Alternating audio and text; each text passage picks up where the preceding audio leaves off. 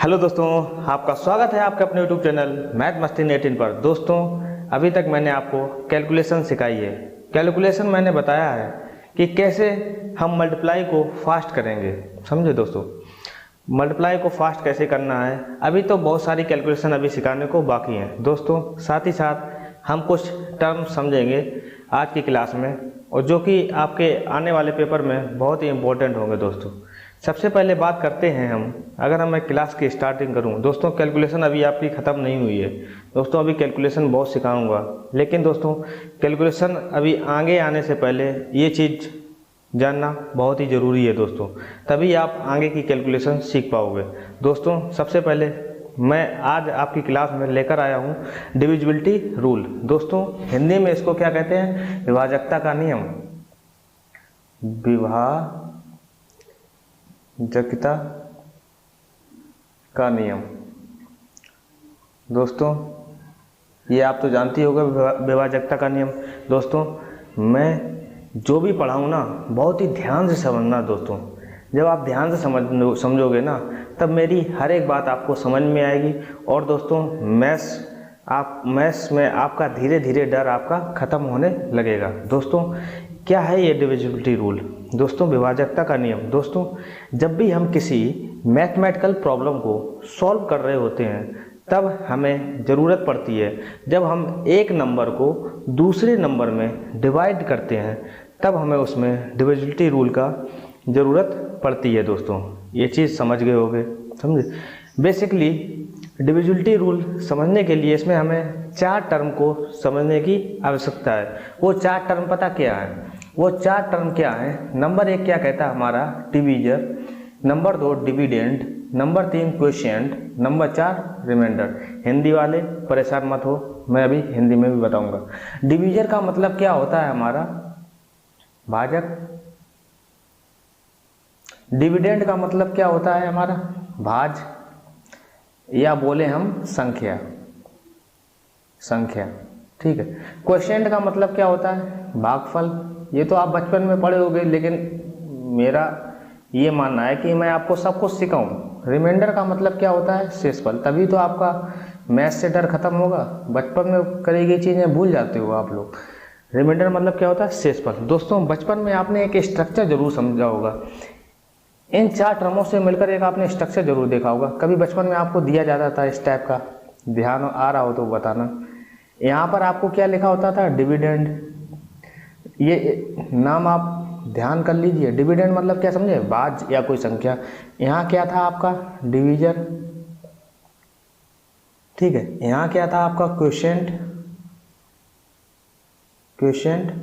और यहाँ मान लीजिए कुछ भाग करते थे तो एक्स वाई जेड मान लो, कुछ भी नंबर थे, और नीचे क्या बचता था? रिमाइंडर। ये स्ट्रक्चर आपको ध्यान आ रहा होगा दोस्तों। इसी को जानेंगे आज हम कि इसमें डिविजिबिलिटी रूल में क्या महत्व है। दोस्तों ये चार नंबर हैं दोस्तों, ये चार संख्याएं दे रखी हैं। जैसे डिवीजर दे रखा है, डिविडेंड दे रखा है, ये चार टर्म दे रखे हैं। इन टर्म का प्रोसेस क्या है दोस्तों? आपने बचपन में एक इन चारों टर्म के बीच में रिलेशनशिप पढ़ी होगी। वो रिलेशनशिप क्या होती, अभी मैं बता रहा हूँ। वो रिलेशनशिप क्या थी? अगर आपको डिविडेंड ज्ञात करना है, डिविडेंड था हमारा, आपको पता होना चाहिए कि divisor into quotient plus remainder. दोस्तों बहुत ही इम्पोर्टेंट रिलेशनशिप है। इस रिलेशनशिप से आपके एग्जाम में सवाल आते ही आते हैं दोस्तों, बहुत बार आए हैं सवाल। ठीक है। अगर हिंदी में बात करें तो ये भाज हो गया, भाज बोलें या संख्या बोलें कोई फ़र्क नहीं पड़ता, भाज या संख्या। अभी सीटेट के एग्जाम में आया था ये सवाल, तो अभी हाल ही में 2021 में हुआ था। डिवीजर क्या होता है हमारा? ये तो भाजक हो गया, शायद वो आया था जैसे भाजक जो दे रखा था, जो भाज का 2 गुना 5 गुना समथिंग था, ऐसे कुछ सवाल था, ध्यान आ रहा है हमको। क्वोशिएंट क्या होता है हमारा? भागफल होता है। और रिमाइंडर क्या होता है हमारा? शेषफल होता है। तो इनके बीच में एक रिलेशनशिप क्या होती है कि भाज या संख्या निकालने के लिए हमको क्या करना पड़ता है? भाजक गुणा ये चीज़ समझ गए, ये चीज़ आपको करनी पड़ती है। जैसे अगर मैं कहूँ आपसे, जैसे मैं क्या कह रहा हूँ, डिविडेंड मैंने आपको, जैसे मैं यहाँ पे दे रहा हूँ डिविडेंड, अगर मैंने मान लीजिए डिविडेंड मैंने आपको 30 दिया है, ठीक है, और मैं ये कह रहा हूँ कि जो डिवीजर है वो 7 है, तो क्वोशिएंट क्या होगा और रिमाइंडर क्या होगा, ये चीज़ आपको निकालना है। ये चीज़ निकालना तो बहुत आसान है। आपको क्या दे रखा है, डिवीजर दे रखा है 7 और डिविडेंड दे रखा है हमारा 30, तो आप क्वोशिएंट नहीं निकाल पाओगे। जाहिर सी बात है, हम इस जो इधर साइड दे रखा होता है डिवीजर, इसको हम तब तक पढ़ते हैं जब तक इससे नज़दीक वैल्यू ना मिले। तो 7 चौको कितना होता है 28, मतलब 4 ही बार जाएगा, 7 चौको 28 हो गया। रिमाइंडर कितना बचा हमारा 2, ठीक है। इसी चीज़ को मैं इस फार्मूले पर रख सकता हूँ। डिविडेंड ऊपर लिख दे, डिविडेंड कितना था हमारा 30, डिवीजर कितना था हमारा 7, क्वोशिएंट हमको कितना मिला 4, रिमाइंडर कितना मिला हमारा 2, 7 चौको 28, 2 30। ये चीज़ आपको हमेशा ध्यान रखना है, ठीक है। अब यहाँ से मैं 2 चीज़ें आती हैं, 2 चीज़ें नोट्स कर लेना। पहली चीज़ मैं यहाँ कह रहा हूँ कि एक चीज़ हमेशा ध्यान रखना, जो हमारा क्वोशिएंट होता है, ये आप नोट कर लेना। क्वोशिएंट हमारा क्या होता है, होल नंबर होता है, होल नंबर। क्वोशिएंट हमारा क्या होता है, होल नंबर। ये बहुत ही इंपॉर्टेंट लाइन है। क्वोशिएंट हमारा क्या होता है, हमेशा क्या देता है हमारा होल नंबर। होल नंबर आपने समझे, होल नंबर क्या होते हैं, 0 1 2 3 4 डॉट डॉट डॉट। आप सोच रहे हो कि क्वोशिएंट होल नंबर है, होल नंबर मतलब 0 कैसे क्वोशिएंट आ सकता है, 0 भी आ सकता है। जैसे मैं कहूँ 7 का भाग करना है 4 में, तो यहाँ पर क्वोशिएंट तो 0 ही हो जाएगा यार, समझे, छोटी संख्या है, भाग नहीं जाएगा, खाली रिमाइंडर बचेगा। तो क्वोशिएंट हमेशा क्या होता है, होल नंबर होता है। ये चीज़ आप ध्यान रखना, quotient is always whole number. Whole number में 0 भी आ सकता है, 1 भी आ सकता है, 2 भी, 3 4। क्वोशिएंट भी निगेटिव, ये चीज़ आपको ध्यान रखना, -1 -2 -3 ये इस टाइप का नहीं होता है। एक चीज़ तो ये ध्यान।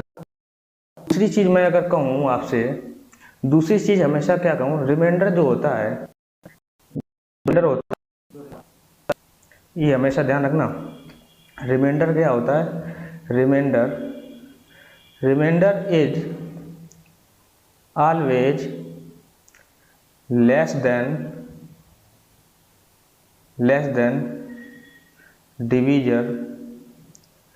रिमाइंडर जो होता है हमारा हमेशा लेस देन डिवीजर से होता है। मतलब रिमाइंडर जो शेषफल होता है वो भाजक से हमेशा कम होता है, समझे। जैसे यहाँ देखो भाजक कितना है हमारा 7, यहाँ देखो शेषफल कितना होगा 2। इसका मतलब ये है, जो मैं कह रहा हूँ कि शेषफल जो है हमेशा डिवीजर से हमेशा शेष लेस देन होता है, समझे। ये चीज़ लाइन बहुत ही इंपॉर्टेंट है। मान लीजिए आपके एग्जाम में आया कि कोई भी संख्या 7 से भाग करनी है, जैसे मान लो 30 है, 30 को मैं 7 से भाग करूंगा, तो आपसे पूछ रहा है कि रिमाइंडर कितना आएगा। रिमाइंडर मान लो 8 9 10 2। अब मैंने आपसे एक लाइन का क्या कहा था कि remainder is always less than divisor. Remainder जो है हमेशा डिवीजर से छोटा होता है। रिमाइंडर हमेशा डिवीजर से बड़ा हो ही नहीं सकता। अगर बड़ा होता है, यहाँ पर 8 होता, तो मैं एक बार और पढ़ा पड़ता, 7 एकम 7, तो छोटा हो जाता। रिमाइंडर हमेशा डिवीजर से छोटा होता है। इसका मतलब ऑप्शन ए, बी और सी, 3 ऑप्शन तो गलत हो गए, क्योंकि 8 9 10 दे रखे हैं, ये डिवीजर से बड़े दे रखे हैं। तो ऑप्शन डी की सही होना इसकी मजबूरी हो जाती है दोस्तों। इस तरीके से हम अप्लाई करेंगे। ये लाइन आप नोट कर लेना, बहुत ही इंपॉर्टेंट लाइन है। अथवा रिमाइंडर तो लेस देन डिवीजर से होता ही होता है, या आपका क्या हो सकता है, रिमाइंडर हमारा 0 भी हो सकता है, 0 भी हो सकता है। रिमाइंडर 0 हो सकता है। रिमाइंडर 0 कब हो सकता है, रिमाइंडर 0 का मतलब हमारा ये हो गया कि वो संख्या, जो भी संख्या हमको दी गई है, वो डिवीजर से पूर्णतः विभाजित है, मतलब कंप्लीटली डिविजिबल है, समझे। 0 का मतलब यही हुआ कि वो संख्या हमारी पूर्णतः डिविजिबल है, मतलब पूर्णतः विभाज्य है, समझे। तभी रिमाइंडर 0 आएगा। किसी भी नंबर का अगर रिमाइंडर 0 आ रहा है, तो हम ये समझें कि वो संख्या, जो भी संख्या दी गई है, जिस संख्या से हम, जो संख्या हमारा डिवीजर है, उससे हम भाग कर रहे हैं, तो वो संख्या पूरी कट रही है, तभी रिमाइंडर उसका 0 आएगा। ये चीज़ समझना। रिमाइंडर हमेशा लेस देन डिवीजर से होता है, या तो रिमाइंडर हमेशा 0 होगा, ठीक है। इतनी चीज़ समझ गए। और क्वोशिएंट को मैंने बताया, क्वोशिएंट क्या होता है, हमारा होल नंबर होता है। ये चीज़ आपको ध्यान कर लेना। अब जैसे मैं आपसे कहूँ लेट से मैं एक एग्जांपल ले रहा हूँ। मैंने कहा आपसे 238 को भाग, मान लीजिए हमें 6 से करना है। 238 का भाग अगर मैं 6 से करना है तो मैं कैसे लिखूँगा?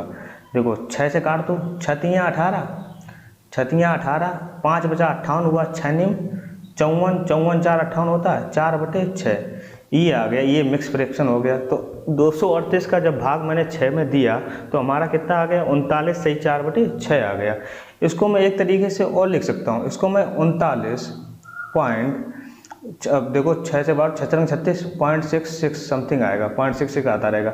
39.66 मतलब समझे? इसको मैं क्या बोलता हूँ? Decimal notation. अगर डेसिमल नोटेशन में लिखना हो तो मैं ऐसे लिख लूँगा, हर एक चीज़ समझना। इसको मैं क्या बोलता हूँ? Decimal notation. या इसको मैं अगर मिक्स फ्रैक्शन में करना चाहूँ तो 39 सही 4/6। 39 सही 4/6 का मतलब समझे क्या हुआ? कि रिमाइंडर हमारा 0 नहीं आया। रिमाइंडर हमारा कितना है यहाँ पे? 39। देखो क्या 39 हमारा क्या है? क्वोशिएंट है। 39 हमारा क्वोशिएंट है। और 4 हमारा ये क्या है? 4 हमारा जो है वो रिमाइंडर हुआ। और 6 हमारा ये क्या है? ये हमारा डिवीजर हुआ। इसी से तो भाग दे रहे हैं, समझे? अब रिमाइंडर 4 आने का मतलब क्या हुआ? रिमाइंडर 4 आने का मतलब ये हुआ कि वो संख्या पूर्णतः विभाजित नहीं हुई। 238 6 से कंप्लीटली विभाज्य नहीं है, ये चीज़ समझना, ठीक है। अब यहाँ पर दो चीज़ें पूछी जाती हैं। आपसे ये पूछा जाता है कि 238 में ऐसा क्या घटाएं कि वो संख्या पूर्णतः जो भी गिवन नंबर दिया गया हो, जैसे 6 दिया गया हो, उससे पूर्णतः विभाज्य हो जाए। दूसरी चीज़ आपसे ये पूछी जाती है कि जो भी संख्या दी गई है ना, उसमें क्या जोड़ें कि वो संख्या पूर्णतः जो भी 6 दिया गया उससे पूर्णतः विभाज्य हो जाए। तो हमें जब घटाने की सेंस में पूछा जाए, जैसे मैं यहाँ कहूँ कि 238 में ऐसा क्या घटाया जाए कि वो संख्या 6 से पूर्णतः विभाजित हो जाए। अब यहाँ देखना एक चीज़, जब भी ऐसा पूछा जाए कि वो संख्या में क्या घटाया जाए तो आपको कुछ नहीं करना, आपको सिर्फ ये करना है कि डिविडेंड माइनस का रिमाइंडर। डिविडेंड्स में रिमाइंडर अगर घटा दोगे, डिविडेंड मतलब समझे संख्या में अगर हम रिमाइंडर घटा देंगे तो वो संख्या हमारी पूर्णतः विभाज्य हो जाएगी। 6 से पूर्णतः विभाज्य हो जाएगी। देखना कैसे? अब मुझे बताओ, जो हमारी संख्या दे रखी है वो 238 दे रखी है। ये देखो 6 दे रखा, 39 से जाएगा, पूरे 39 से जाएगा, कितना होगा? 6×9 54 की 4, 6×3 18 और 5 23, मतलब 234 आया। 8 में से 4 गई 4 यहाँ पर शेषफल आया हमारा, 4 शेषफल आया। इसका मतलब ये कह रहा है कि अगर 6 से हम पूर्णतः विभाजित करना है तो आपको कुछ नहीं करना है। रिमाइंडर जो दे रखा है, जो डिविडेंड दे रखा है, डिविडेंड में से रिमाइंडर घटा दोगे तो वो संख्या पूरी कट जाएगी। अब मुझे बताओ 238 में जब 4 जाएगा तो कितना बचेगा? 234। अब देखो 234 6 से पूर्णतः कट रहा है, बिल्कुल कट रहा है। 6×3 18, 5 बचा 54 हुआ, 6×9 54, 39 क्वेश्चन मिल गया। इसका मतलब रिमाइंडर 0 आया हमारा। रिमाइंडर 0 आने का मतलब संख्या वो संख्या पूरी कट गई, समझे? पूरी विभाजित हो जाती है रिमाइंडर जब 0 आता है। तो ये चीज़ समझ गए। अब आपसे अगर ये पूछा जाए कि उस संख्या में क्या जोड़ा जाए कि वो संख्या पूरी विभाजित हो जाए, जो भी नंबर दिया गया हो, तो उस संख्या में जोड़ने के लिए आपको कुछ नहीं करना है। आपको क्या करना है? जैसे मैं कहूँ उस संख्या में क्या जोड़ा जाए तो आपको कुछ नहीं करना है। आपको सिर्फ डिवीजर, जो भी डिवीजर दिया गया हो, माइनस का रिमाइंडर जोड़ना है, बस रिमाइंडर करना है। डिवीजर माइनस रिमाइंडर अगर जोड़ दोगे गिवन नंबर में, जो भी नंबर दिया गया हमको, तो वो संख्या पूरी विभाज्य हो जाएगी। यहाँ देखो डिवीजर कितना है? 6 माइनस रिमाइंडर कितना है हमारा? 4। 6 में से 4 जाएगा तो कितना बचेगा? 2। 6 में से 4 जाएगा तो कितना बचेगा? 2। इस 2 को हम वो संख्या में जोड़ देंगे तो 238 प्लस 2, 238 प्लस 2 कितना हो जाता है? 240। 238 प्लस 2 कितना होगा? 240। अब देखो 240 पूरी विभाज्य है, 6 चौको 24, 40 विभाज्य है पूरा। इसका मतलब आपसे 2 प्रश्न पूछे जाते हैं कि जैसे आपको कोई नंबर दे रखा है 238 में भाग 6 को करना है, आपसे ये पूछा जा सकता है इस संख्या में क्या घटाया जाए कि वो संख्या 6 से पूर्णतः विभाज्य हो जाए। जब भी क्या घटाया जाए तो आपको कुछ नहीं करना है, सिर्फ डिविडेंड माइनस रिमाइंडर करना है। डिविडेंड मतलब रिमाइंडर, डिविडेंड कितना हमारा यहाँ पर? 238 जो भी रिमाइंडर बचेगा उसको घटा देना। तो 238 में जब 4 घटाओगे तो वो संख्या पूरी भाई साहब रिमाइंडर घटा देना बस डिविडेंड में से। तो अब वो संख्या कौन सी हो जाएगी हमारी 234 अगर संख्या पूछे, ठीक है। अगर आपसे जोड़ने के बारे में पूछा जाए तो आपको क्या करना है, डिवीजर माइनस रिमाइंडर करना है बस। 6 में से जब 4 जाएगा तो कितना बचेगा 2। तो उस संख्या में क्या जोड़ा जाए कि वो पूरी विभाजित हो जाए 6 से, तो आपको क्या करना है 238 में जब 2 जोड़ देना बस। 2 कहाँ से आएगा, 2 यहीं से आएगा, डिवीजर माइनस रिमाइंडर करोगे। डिवीजर मतलब समझे, भाजक माइनस शेषफल करोगे। ये चीज़ आपको समझ में आ गई होगी। अब चलिए बढ़ते हैं दोस्तों एक चीज़ की और के लिए। अब देखना, जैसे मैं आपसे कहूँ, मान लीजिए माइनस का 37 भाग 5 दे रखा है, माइनस का 37 भाग 5 दे रखा है। जैसे मैं यहाँ पे आपसे कहूँ, जैसे मैं कहूँ माइनस का 37 भाग 5 दे रखा है, ठीक है। यहाँ से मैं कहूँ माइनस 37 भाग अगर आपको 5 दे रखा है तो आपको क्या करना है, आपको कुछ नहीं करना है। अब आपसे पूछा जाए कि यहाँ बताइए मुझे रिमाइंडर क्या मिलेगा, तो आप क्या करोगे, माइनस 37 में जब भाग 5 करोगे तो 5 सते 35 और कितना बचा, माइनस का 2 बचा। तो आप रिमाइंडर क्या बता दोगे, माइनस का 2, जो कि गलत है दोस्तों। रिमाइंडर हमेशा पॉजिटिव होता है। रिमाइंडर क्या होता है, ये चीज़ हमेशा नोट कर लेना। रिमाइंडर जो होता है इज ऑलवेज नॉन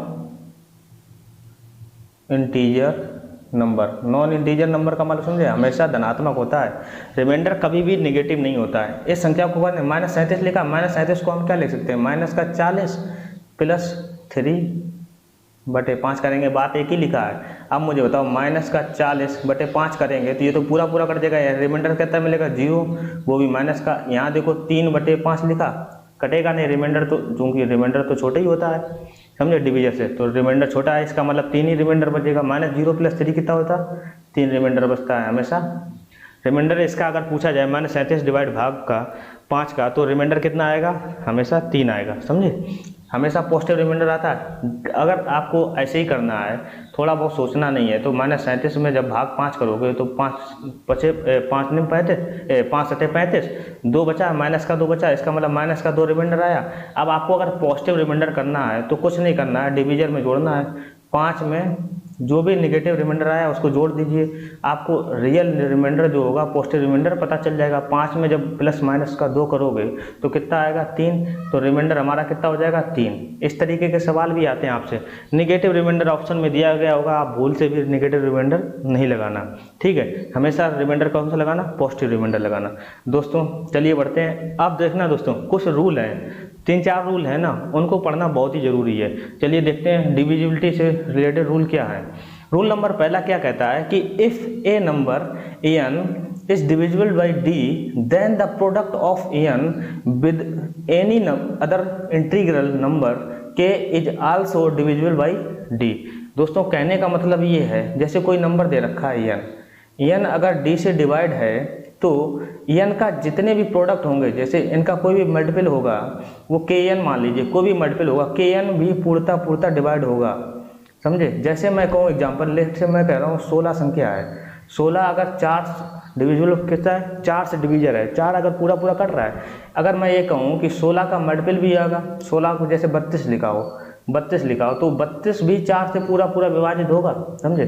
32 कैसे लिख सकते हैं, 16 गुणे 2, 16 गुणे 2, यहाँ 2 की वैल्यू क्या होगी, 2 मतलब के, 16 मतलब n के हो जाए, के n वही लिखा है।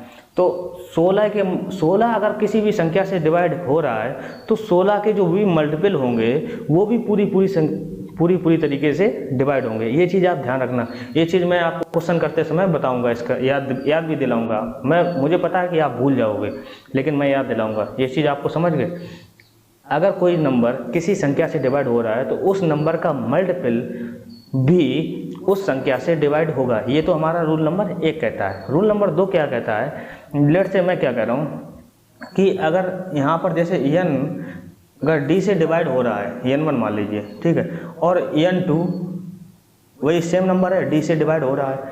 अगर मान लो कोई संख्या एक n1 दे रखी है और एक n2 दे रखी है, एक डिवीजर है जो कि d है, d n1 को भी काट रहा है, d n2 को भी काट रहा है। तो कहने की प्रॉपर्टी ये होता है कि n1 प्लस n2 भी d को काटेगा, इन दोनों को जोड़ देंगे ना, और जोड़ने के बाद भाग करेंगे तो वो भी पूरा पूरा डिवाइड हो जाएगा। या हम ये करें कि n1 में डिफरेंस करेंगे n2 का, n1 में से n2 घटाएंगे ना और उससे भाग करेंगे डिवीजर का, तो वो भी पूरा पूरा विभाज्य हो जाएगा। जैसे मैं कहूँ कि 16 ही मान ले रहा हूँ, 16 को भाग कर रहा हूँ 4 से, और एक प्रोडक्ट मान ले रहा हूँ 32, 32 को भाग कर रहा हूँ 4 से। देखो 4 से भाग करने पर 16 पूरा पूरा कट रहा है, 32 भी पूरा पूरा कट रहा है। इसका मतलब ये है कि 16 प्लस 32 करूँगा ना और उनको जोड़ूंगा तो वो भी 4 से पूरा पूरा कटेगा। 16 प्लस 32 होता कितना है? 48। 48 में जब 4 से भाग करूंगा, देखो 4 एकम 4, 4 दूनी 8, 12 चौको 48, पूरा पूरा कट रहा है। इसका मतलब इन दोनों को जोड़ेंगे तब भाग करेंगे तब भी पूरा पूरा कटेगा। और दूसरा चीज मैंने क्या बताई थी कि इनका डिफरेंस करने पर भी बात एक ही है। 32 में से जब 16 जाएगा तो 12 में से 6 गई 6, 2 में से 1 16 ही बचेगा। 16 भी देखो पूरा पूरा कट जाएगा, पूरा 4 चौको 16 पूरा पूरा कट रहा है। इसका मतलब रूल नंबर 2 ये कहता है कि कोई भी नंबर है n1 और n2 अलग अलग नंबर हैं, अगर वो डिवीजर d से विभाज्य कर रहे हैं तो n1 प्लस n2 भी d से डिवाइड होगा, n1 माइनस n2 उनका मतलब डिफरेंस भी उस नंबर से डिवाइड होगा। ये चीज़ बहुत ही इंपॉर्टेंट रूल है, समझे, नोट कर लेना, बहुत ही काम आएगा। मैं बताऊंगा सवाल में किस प्रकार से काम आएगा। चलिए देखते हैं रूल नंबर 3। रूल नंबर 3 क्या कहता है कि if a number n1 is divisible by n2 and n2 is divisible by n3 then n1 must be divisible by n3।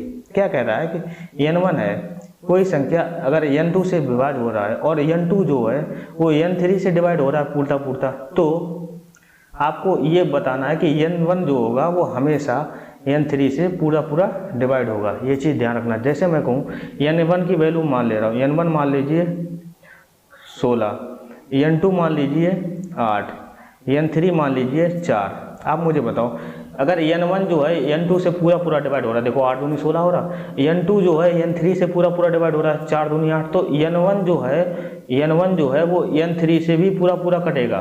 देखो 16/4 करोगे तो पूरा पूरा कटेगा, 4 चौको 16 होता है, तो पूरा पूरा कटेगा। ये चीज़ प्रॉपर्टी बहुत ही इंपॉर्टेंट है। ये प्रॉपर्टी सवालों के थ्रू आपको बहुत ही अच्छे से बताऊंगा कि कैसे अप्लाई होती है। ये अभी तो ये ध्यान कर लीजिए और समझ लीजिए, समझे। लास्ट प्रॉपर्टी क्या कहती है कि अगर कोई दो नंबर हैं, मान लीजिए n1 और n2 दो नंबर हैं, such that they divide mutually each other, अगर वो एक दूसरे को डिवाइड करते हैं तो ऐसा तभी पॉसिबल है। जैसे मैं कहूँ n1 और n2 अगर वे एक दूसरे से डिवाइड है, n1 n2 को भी काट रहा है और n2 जो है वो n1 को भी काट रहा है, समझे। तो ये तभी पॉसिबल है जब n1 संख्या अगर n2 से पूरी पूरी कट रही है और n2 संख्या भी n1 से पूरी पूरी कट रही है। ये तभी पॉसिबल है जब n1 बराबर n2 होगा, समझे। ये चीज़ प्रॉपर्टी ध्यान रखना, बहुत ही इंपॉर्टेंट है। इससे सवाल बहुत बनते हैं यार। जैसे मैं कहूँ 4 n1 दे रखा है और n2 भी हमारा 4 दे रखा है, तो ये आप मुझे बताओ n1 भी n2 को काट देगा और n2 भी n1 को काट देगा। तो ये तभी पॉसिबल हो सकता है ना जब ये दोनों संख्याएं समान हो, समझे। वही ये कह रहा है रूल नंबर 4। तो दोस्तों उम्मीद करता हूँ आज का ये डिविजिबिलिटी रूल थोड़ा सा आपको बहुत ही अच्छे समझ में आया होगा। तो दोस्तों अगर आपको समझ में आया हो तो प्लीज़ चैनल को लाइक कीजिए, और आप चैनल पर नए हो तो प्लीज़ सब्सक्राइब कर दीजिए और दोस्तों के साथ शेयर जरूर किया करिए ताकि उनका भी भला हो। दोस्तों सभी स्टूडेंट हमारे टीचर बने दोस्तों, आने वाले सुपर टेट एग्जाम को मतलब फोड़ दें दोस्तों आप इतना तो कर ही सकते हो, एक शेयर तो कर ही सकते हो, इतनी मेहनत कर रहा हूँ आपके लिए। तो चलिए दोस्तों इसी के साथ विदा लेते हैं। थैंक यू, जय हिंद।